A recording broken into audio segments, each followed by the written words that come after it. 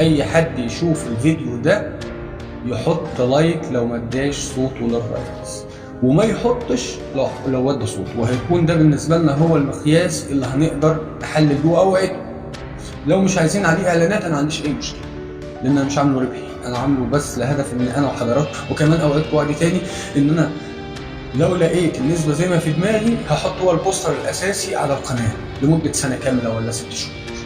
السلام عليكم ورحمه الله وبركاته. انا مش عايز عنوان الحلقه يخضكم شويه يا جماعه، ولكن الحلقه دي مهمه، من اهم الحلقات الموجوده في القناه فعلا. الحلقه اللي انا هقولها دلوقتي اعتبروها اهم حلقه من يوم افتتاح القناه حتى اللحظه اللي احنا فيها دي حاليا. وارجو من الكل انه ما حدش يقفل الفيديو، بس امنحوني الوقت دقيقه او 2 اقول المفروض ازاي. تجادلنا على انا وناس من الشعب زي حضراتكم او كده فكل ما اتكلم عن الغلاء فاللي عمال بيحصل، فكل ما اتكلم حد يقول لك ايه، الله يا عم ومش انت اللي مرشح الرئيس، زعلان منه ليه؟ فانت تقعد مع نفسك ليه؟ الله هو كلامه منطقي وعنده حق، انا ما دمت انا رشحه، انا ما رشحتوش، لكن اخويا مثلا والله اخويا ما رشحوش اعتقد، طب ابويا ما رشحوش، الله، طب اختي خالي لا ما ادلوش صوته، لا، طب اصدقائي اللي انا نعرفهم لا والله ما حد منهم خرج ولا دخل انتخابات، طب حد من بلدي باكملها لا ما حدش طلع منها ولا راح انتخابات ولا كانوا مؤيدين بالمره. لا لازم كده اطلع بره القريه. ما انا لما ضربت الموضوع في ذهني كل ما اتكلم حد يقول لك الله انت ترشح الراجل وتيجي تشتكي منه ان هو مزود الاسعار، مش منطقي حتى. فقول له طب يعني قصه الترشيح دي برضو امرها غريب قوي، ده الشعب كله خرج، ده اكبر بكلام احمد موسى وكلام القضاة ان في مصر قضاة لا يخشون الا الله. وكالعاده نزاهه القضاة المشرفين على الانتخابات، كل شيء بفضل الله، ونحن لا نشكك في نزاهه القضاء. الله امال في ايه بقى؟ يعني ده اكبر نسبه تصويت حصلت في تاريخ مصر، فاجي ادور عليه انا ما اعرفش اي حد خرج راح انتخابات. طب لما سالت اصحابي طب انتوا ايه؟ قالوا والله ما رحناش. طيب ابوك والدك؟ قالوا لا فعلا ما شاركناش. طيب ليك حد؟ قالوا والله قرايبنا في اسكندريه فرع كبيره وايه لو بتاع وعلى تواصل معه. مين خرج؟ قالوا ما حدش خرج، لا ما حدش متابع ولا حد ايه. فكان من الجنون الله امال ازاي الرئيس جايب 40 مليون صوت؟ عشان كده قلت دي اهم حلقه في تاريخ القناه. هو ده اختبار لينا يا جماعه، وحتى لا اتهم زي ما عملوا ده مع الطنطاوي وقال لك ايه لا ده عامل انتخابات بورق مزور، وانا ما بعملش حاليا انتخابات، انا بقول بس حتى عشان اطمن نفسي واقول اقعد ساكت خالص وما اتكلمش عن الغلاء، اقول يبقى انت فاهم انت بتعمل ايه يا ريس، طب ما دمت انا رشحت نستحمل مفيش مشكله، ولو مفيش برضه نبقوا عارفين ان مفيش. اللي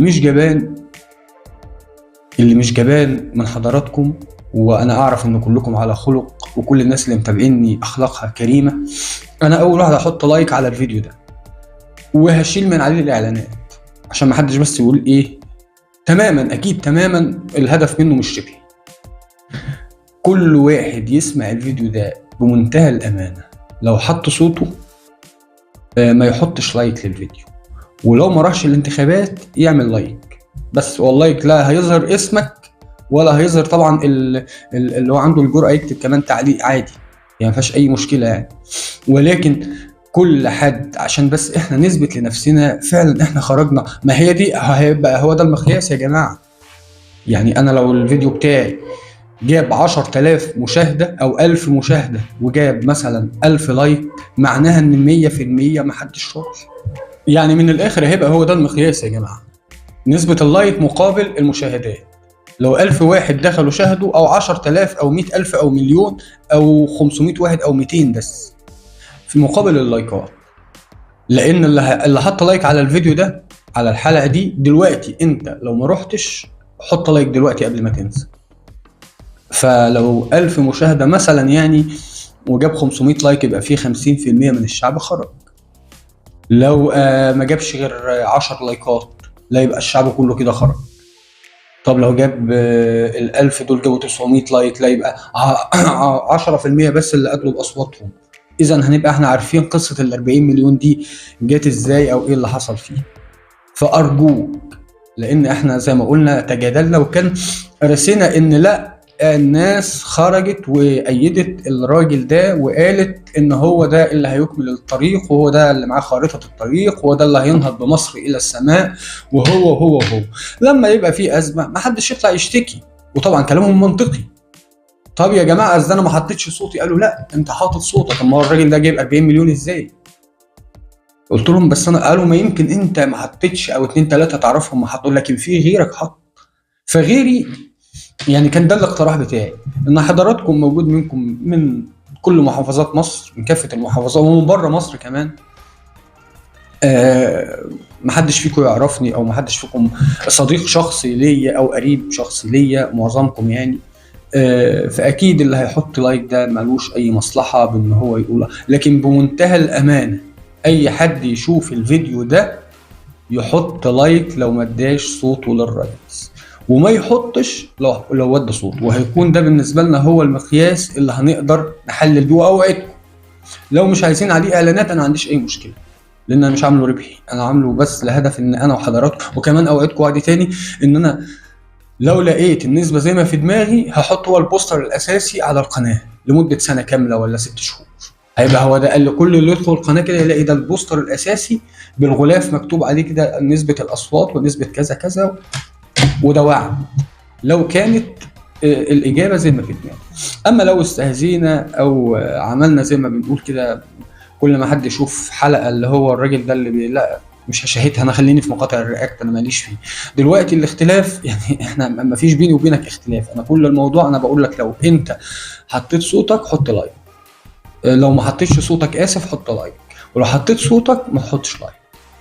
وبعد كده بكره مثلا، بكره يعني هي بتبان في خلال يوم، بكره انا هشوف وحضراتكم كمان هتشوفوا اذا كانت نسبه اللايكات كبيره هيبقى ده البوستر الاساسي على القناه لمده سنه او المده اللي انتوا عايزينها، وهنتفق على صيغه معينه تتكتب على الغلاف اللي هي النسب. حتى لا اقاضى انا كمان، لان انا ما بعملش انتخابات، محدش يجي وانا بقول في الفيديو محدش يجي يتهمني ان انا بعمل على قناتي انتخابات جديده بينما حدثت انتخابات. وانتوا عارفين بقى شغل الناس دي لما بتحب ايه تلفق حاجه.